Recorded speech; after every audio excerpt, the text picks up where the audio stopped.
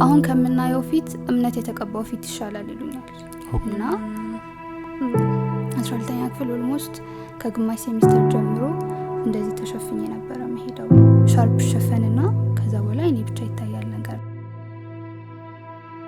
የሆነ ጊዜ ትዝ ይለኛል ወይንሸዊት ተበላሽተሽ ቀረሽ ያለች ልጅ አለች እና ትምህርት ቤታችን በር ላይ አዲስ ከተማ ነው የተማሩት ፕሪፓራቶሪና በር ላይ ሆነ የሚለምኑ ሰውዬ ነበሩ ሰውነታቸውን ከፍተው ምናምንና